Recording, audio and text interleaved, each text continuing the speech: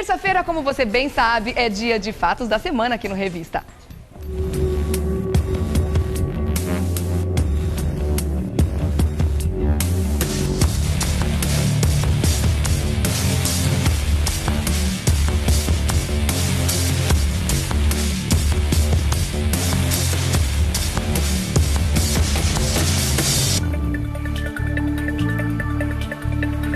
Doutor Eduardo já está aqui com a gente. Tudo bom, querido? Bom dia. Bom dia. Como é que você está? Tô ótimo, e você? Então tá bom, tudo Tranquilo. certinho. Vamos introduzir o nosso primeiro tema. A gente vai falar sobre a manobra que o presidente da Câmara, Eduardo Cunha, fez para conseguir a aprovação da redução da maioridade penal. Veja no VT.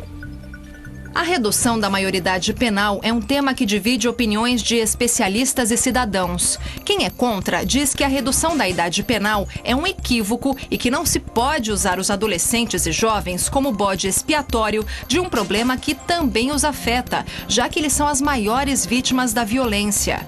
Quem defende argumenta que se há maturidade para questões como votar, também há para outros assuntos e que jovens de 16, 17 anos já são plenamente conscientes das consequências dos seus atos.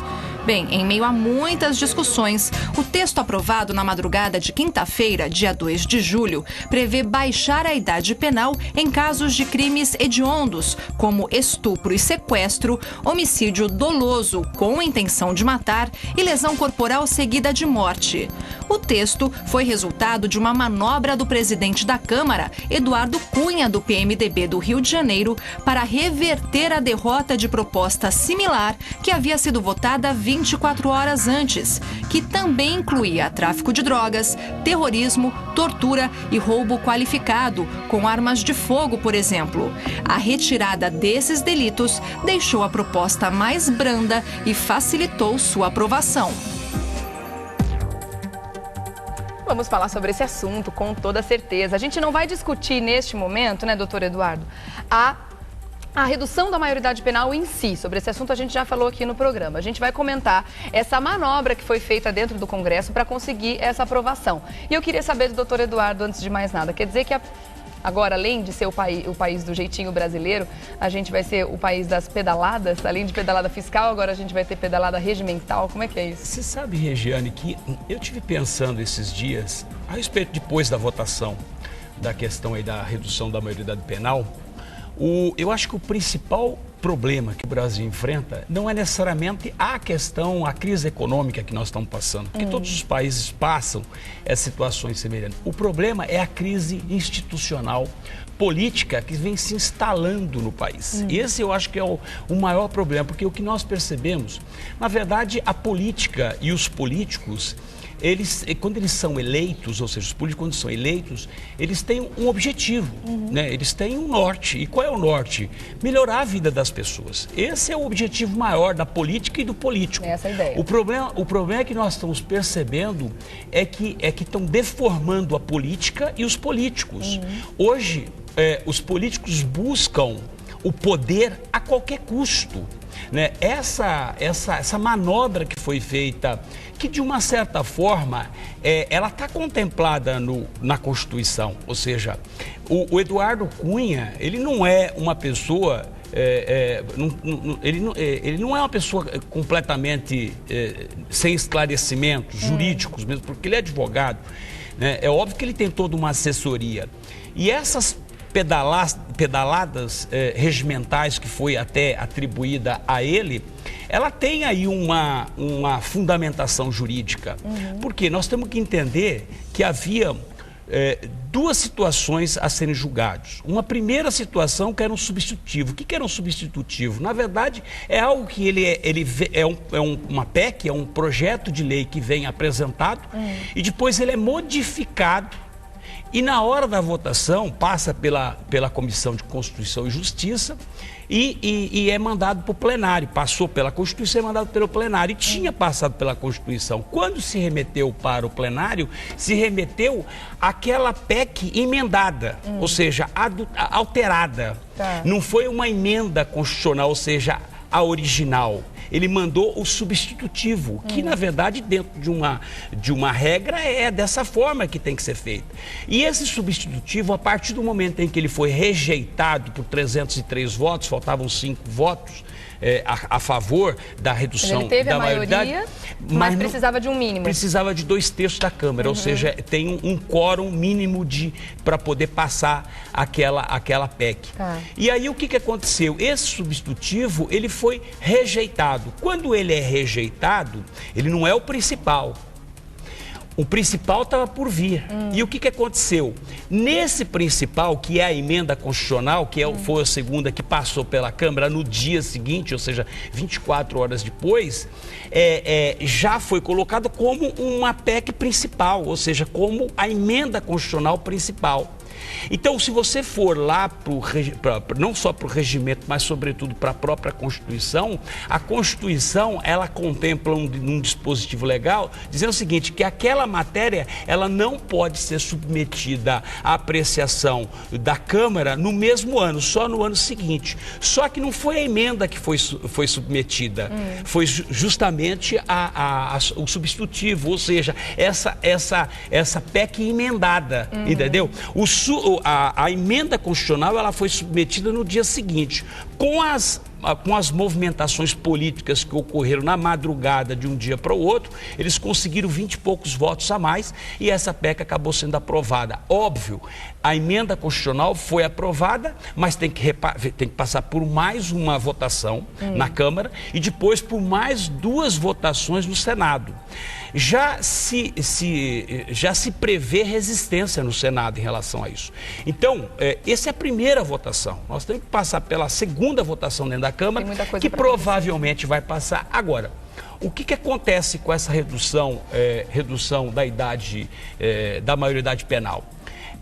O problema é que, na verdade, não estão pensando nas consequências. Ou seja, e o Eduardo Cunha, ele está nessa trajetória. Todo mundo percebe claramente de que ele quer ser candidato à presidência da República em 2018 pelo PMDB. Que ele quer ganhar, no ponto, né?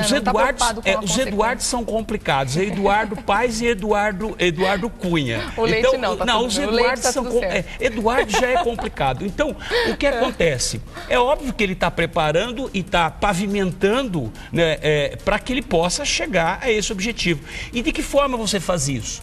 Ou seja, tudo aquilo que a sociedade quer, eu contemplo a sociedade. Isso, a questão da redução é uma exigência da sociedade. Aliás, as próprias pesquisas demonstram isso, né, que 87% da população quer que reduza. Só que a sociedade, ela não pensa no desdobramento disso. Eu vou dar um exemplo. Qual é o tipo que causa mais morte no país? Acidente de trânsito, correto? Ou seja, é o que diz as pesquisas e os resultados. Quando você reduz a maioridade penal, você também reduz a capacidade das pessoas obterem outros direitos, dentre eles dirigir. Ou seja, obter a carteira de habilitação. Então, esse é o problema que pode ocorrer aí na frente. Da mesma forma que você reduz para que as pessoas possam punir a partir dos 16 anos, você também pode aumentar a quantidade de acidentes de trânsito em função da redução da maioridade penal. Mas isso também está contemplado na PEC? Não, mas o problema não é isso, é uma questão de direitos. Ou seja, estão lá contemplados no artigo 5º da Constituição. Ou seja, a partir do momento... Se pode... Mas isso automaticamente vai entrar no pacote, então? Isso vou te falar. Se pode mais, pode ou menos. Se eventualmente reduziu a maioridade penal e por qualquer razão um menor com 16 anos queira tirar uma habilitação, ele entra com mandado de segurança no Poder Judiciário. O Poder Judiciário vai ser discutido essa questão no Supremo Tribunal Federal, entendeu? Com certeza. Então é uma consequência. Quando você cria obrigações, tem os deveres e as obrigações, mas também tem os direitos que você tem que resguardar. Então esse é o grande problema que eu vejo, é o desdobramento dessas questões. Trazer, né? Nós estamos numa adolescência extremamente complicada, né? Extremamente complicada. Por quê? Porque, na verdade, droga, né? Bebida, essa coisa toda. Cada vez menos consciente. Né? Então eu acho que essa é a questão que podemos fazer uma radiografia neste momento. Tá certo, mas muita coisa vai acontecer em termos de discussão em cima desse tema ainda, né? Afinal de contas, teve uma votação na Câmara ainda, tem que ter outra, tem o Senado, tem a sanção da presidente, quer dizer, tem muitas coisas que ainda podem fazer com que essa proposta não passe. E outros PECs também que estão para ser. Agora, vamos ver a opinião de um especialista. Essa reversão do resultado da votação, dessa proposta da redução da maioridade penal, será que mostra fragilidade nas decisões do nosso Congresso? Vamos dar uma olhada na opinião de João Alexandre Pechansky, ele é professor de Ciência Política da Faculdade Casper Libero. Veja aí.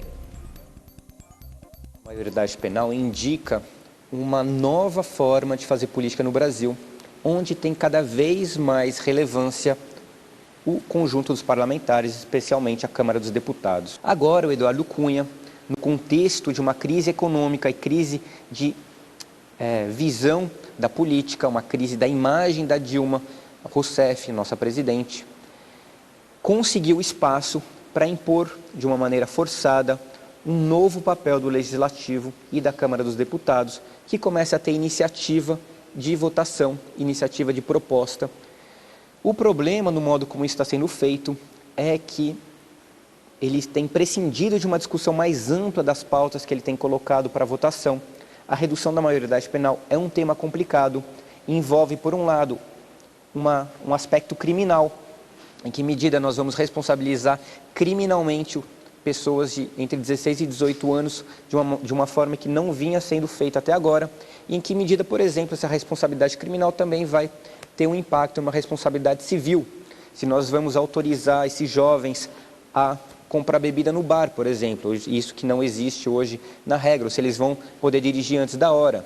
Outro problema no modo como isso tem sido feito é que os procedimentos não estão claros. Nós tivemos uma votação da redução da maioridade penal, teve um resultado que não era o resultado esperado pelo Eduardo Cunha, para logo depois ter uma nova votação. Em que momento isso aconteceu? O que o público entende desses regimentos? Em que medida nós aprendemos e consolidamos a democracia com isso? O terceiro problema, o parlamentarismo que está sendo, de certo modo, imposto aqui nesse processo, não pode prescindir de uma reformulação do modo como a votação para o parlamento se faz. Ou seja, nós hoje temos vícios nessas votações, a sobre-representação de alguns estados em relação a outros estados, o papel do Senado, que não é muito claro e certamente não é totalmente democrático. Essa discussão não pode deixar à míngua a nossa democracia.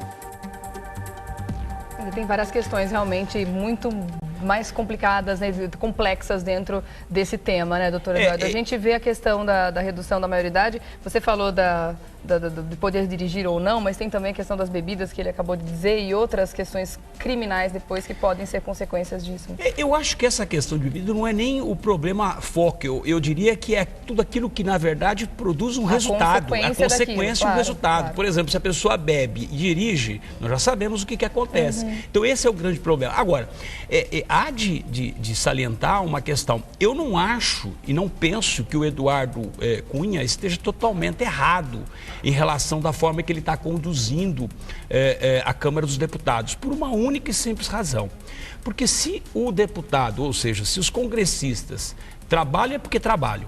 E se não trabalham, a sociedade reclama porque eles não trabalham. Então, o que acontece? Eles estão dando, em tão pouco tempo, ele está dando a resposta. Está fazendo o papel dele. Ou seja, mal ou bem, mas está fazendo, está dando resposta. E é isso que está acontecendo. Tanto é verdade que houve uma inversão de valores. A pesquisa que apareceu agora recentemente de popularidade, o Eduardo Cunha está com 70 e poucos % de aprovação da sociedade. 10, né? E a Dilma com 9. 10 era, agora está com 9. Nessa altura do campeonato, ele está com 8, com 7. Então esse é o grande problema. Então eu não nessa vejo diferença, como a gente está vendo aí, ainda vai ter muita coisa para acontecer em cima disso, como a gente falou, e aí a própria discussão sobre se é legítimo ou não, se está no regimento, isso também vai continuar, porque a oposição vai atrás do STF, inclusive, para tentar anular, né, essa segunda votação. Agora a gente vê uma presidente cada vez mais fragilizada, né? E dando a cara a tapa na medida em que ela está colocando aí uma entrevista, falando sobre os mais variados assuntos. Você acha que ela mostra força nesse momento com as respostas que ela deu em cima desses temas todos que foram abordados? Ou você mostra que ela está cada vez mais perdendo força e precisando se explicar para ver se consegue melhorar a sua popularidade? Essa entrevista foi uma resposta da reunião de ontem. Quando ela se vê diante de uma movimentação em favor do impeachment, não só uma movimentação de rua, mas sobretudo uma movimentação de congressistas, da oposição, de pessoas do próprio partido insatisfeitas, daqueles que dão o embasamento, né, que é o PMDB e outros partidos também, de uma certa forma, dando uma resposta contrária daquilo que o Planalto quer ouvir, né, através dos resultados das votações. Então, o que eu percebo é que ela só foi a público dar essa entrevista porque ela foi pressionada pelos líderes políticos da reunião que foi convocada ontem. Com toda certeza, porque hoje ela está viajando, já está indo para a Rússia, para o BRICS, aquela coisa toda, né? E volta só no final de semana. Então, na minha opinião, foi exatamente isso. Não porque ela não foi para a mídia espontaneamente, ela foi sob pressão, isso não tem a sombra de dúvida. Né? Agora, o que acontece? Quando ela faz a afirmação, eu não vou cair, né, diz Dilma, de uma forma reiterada, né? Eu conheci uma pessoa, né, ou seja, aliás, a sociedade toda conheceu o ex-presidente que caiu pela arrogância, prepotência por causa de um Fiat Elba. Né? Então, eu penso o seguinte, nesse momento não é o momento da presidente agir com arrogância e prepotência, achar que ela está certa em tudo que ela fez. Na verdade, não está. O que ela tem que agora mostrar a humildade, talvez a mesma humildade que o ex-presidente Lula se demonstrou nos 2 mandatos, porque, queira ou não queira, o que ele fazia?